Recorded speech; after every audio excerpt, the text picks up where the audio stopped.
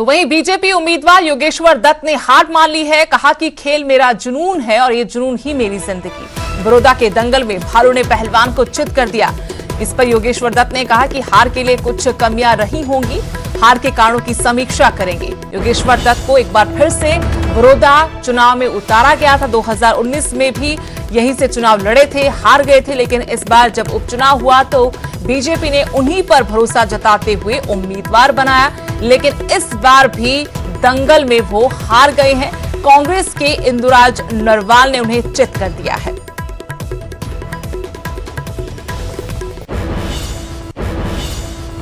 तो सर लगता है कि क्या जेजेपी पार्टी ने सपोर्ट नहीं किया वोट बैंक जो क्या वजह क्या है, वजह कमी कहाँ रही लगातार दूसरी हार? कमी आज नहीं बता सकते कि जनता फैसला होता है। हमने अपनी तरफ से मेहनत की, खूब मेहनत की और अभी मेहनत करते रहे। तो जीतने वाले उम्मीदवार को बधाई देना चाहेंगे? बधाई दे के आए हम अभी उनको बहुत आपको लगता बहस पूरे अपने जी जान से यहाँ पे। वहीं योगेश्वर दत्त की हार पर बीजेपी प्रदेश अध्यक्ष का भी बयान आया है। कहा योगेश्वर दत्त की हार अफसोसजनक है। योगेश्वर की हार अभिमन्यु के वध के समान है। इस जीत को पचा नहीं पाएगी कांग्रेस, ये ओम प्रकाश धनखड़ ने कहा। कांग्रेस झूठ की राजनीति कर रही है। आपको बता दें कि अध्यक्ष बनने के बाद ये उनका पहला चुनाव था और इस चुनाव में हार का सामना करना पड़ा है। योगेश्वर दत्त दूसरी दफा बड़ौदा सीट से ही हार गए हैं।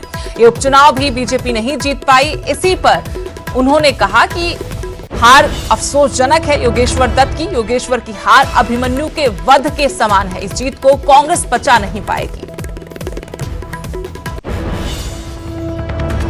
चुनाव को लेकर भाजपा ने पूरी अपनी ताकत लगाई थी। मुख्यमंत्री मनोहर लाल से लेकर बीजेपी के तमाम जो कद्दावर नेता थे उन्होंने बाकायदा बड़ौदा में डेरा डाला हुआ था। बहुत पसीना बहाया गया, लेकिन कामयाबी उनको नहीं मिली और पहलवान को भालू ने चित कर दिया। आखिर ये हुआ क्यों, इस पर बात करने के लिए मेरे साथ बीजेपी के प्रदेश अध्यक्ष ओम प्रकाश धनखड़ हैं। उनसे जानेंगे और समझेंगे कि जो समीकरण है कहां खराब हुए। धनखड़ साहब, सवाल तो यही है कि काफी मेहनत की, पार्टी ने पूरी कोशिश की, लेकिन कामयाबी नहीं मिली। ऐसा क्यों और कैसे हुआ? देखिए, परंपरागत रूप से बहुत वर्षों से ये कांग्रेस की सीट थी।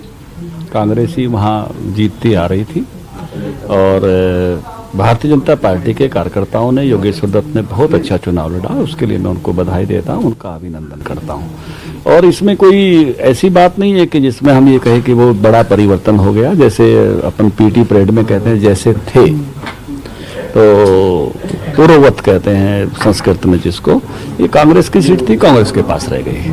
बल्कि भारतीय जनता पार्टी की वोटें बढ़ी हैं, अच्छी परफॉर्मेंस दी है, अच्छा चुनाव लड़ा है। एक जो अभी हालांकि विश्लेषण होना बाकी है, लेकिन अभी जो चीजें समझ में आ रही है, करीब 12,000 वोटों से बीजेपी का कैंडिडेट हारा कांग्रेस से।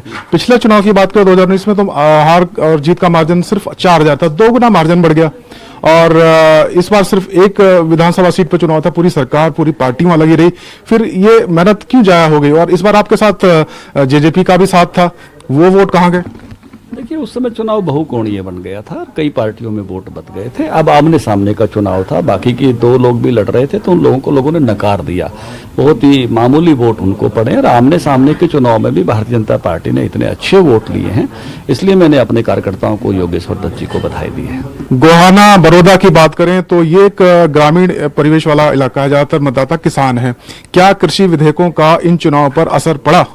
नहीं, कोई भी असर नहीं था। अगर वो असर पड़ता तो हमारे वोट बढ़ते नहीं घटते चले जाते हैं। इसलिए कोई उस पर असर नहीं है। ये सबको पता है, ये कांग्रेस की झूठ है। ये अच्छे कानून हैं किसानों के हक में और हमारे प्रगतिशील किसानों के हक में है, हमारे एफपीओज के हक में है। और कांग्रेसी लोग इस पर झूठ बोलते हैं, उनको ही पता है वो झूठ की राजनीति कर रहे हैं, लोगों को सब पता है। इसलिए कोई एक भी मतदाता इस बात के नाम का मुझे लगता नहीं कि जो इस बात से प्रभावित हुआ हो। ये ठीक है, भी कांग्रेस की सीट थी, उनका पहले से जन समर्थन वहां पर हमारी तुलना में ज्यादा है। उसके बाद भी हमने अपना जन समर्थन वहां बढ़ाया है। आपकी पार्टी ने विकास का मुद्दा भी वहां पर उठाया। विकास के मुद्दे पर भी वोट मांगे मुख्यमंत्री मनोहर लाल ने, आपने खुद और तमाम दूसरे नेताओं ने कहा कि हमने डेवलपमेंट कराया है। और यहाँ के विधायक जबकि सत्ता पक्ष के नहीं थे फिर भी विकास कराया और विकास कराएंगे, लेकिन लोगों ने नकार दिया। क्या लगता है आपको कि विकास का मुद्दा नहीं चला? देखिए, विकास का मुद्दा भी चला, इसलिए वोट बढ़े हैं। ऐसा है कि सब प्रकार का मतदाता होता है, अलग अलग प्रकार के मुद्दों पर लोग मतदान करते हैं और उस नाते से विकास का मुद्दा भी चला, हमारे खिलाड़ी के व्यक्तित्व का मुद्दा भी चला तो उस नाते से दोनों मुद्दे चलकर ही यहाँ तक हम वोट पहुंचे हैं। लेकिन मतदाता का सोचने के बहुत प्रकार होते हैं, मतदाता का अलग अलग समूह रहता है, एक 10,000 वोट का जो है लगभग अंतर है, तो इस प्रकार के लोगों ने और अतिरिक्त ढंग से सोचा। तो धनखड़ साहब, जब आप प्रचार कर रहे थे, दूसरे लोग कर रहे थे, आपने ये भी कहा कि यहाँ से पार्टी का उम्मीदवार जीतेगा तो विकास की गति और तेज होगी।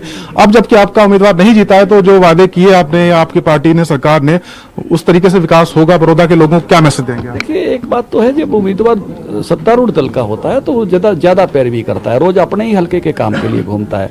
जब विपक्ष का होता है तो वो उतनी पैरवी नहीं कर पाता है, तो उसकी गति में जरूर अंतर आता है। लेकिन भारतीय जनता पार्टी के जो वादे हैं वो निश्चित रूप से भारतीय जनता पार्टी पूरी करते हुए आगे बढ़ेगी। धनखड़ साहब, भूपेंद्र सिंह हुड्डा ने इसे अपना एक, हम कह सकते हैं, उनकी साख दांव पे थी, अपना एक पर्सनल उन्होंने इंटरेस्ट लिया उसमें, उनके बेटे ने यहाँ पर जबरदस्त प्रचार किया। आपको लगता है कि वाकई में भूपेंद्र सिंह हुड्डा की जो चौधर पे पकड़ है, उनकी पार्टी के भीतर जो पकड़ है, अब वो और ज्यादा मजबूत हो जाएगी? देखिए, चौधर पे पकड़ होती तो कांग्रेस की सभी लिस्टों में उनका नाम होता। अगर इतने बड़े चौधरी होते तो 6 साल से बीजेपी का राज चल रहा है। ऐसा कुछ नहीं है, पास पड़ोस की बात थी, उस क्षेत्र में वो राजनीति करते रहे हैं, कांग्रेस की पुरानी सीट थी, इतनी सी बात है, बहुत महिमा मंडन करने की जरूरत नहीं है। बीजेपी प्रदेश अध्यक्ष कह रहे हैं कि ये एक अवसर था, लेकिन उसको हम उपलब्धि में बदल नहीं पाए और इसका बहुत ज्यादा असर प्रदेश की राजनीति पर नहीं पड़ेगा।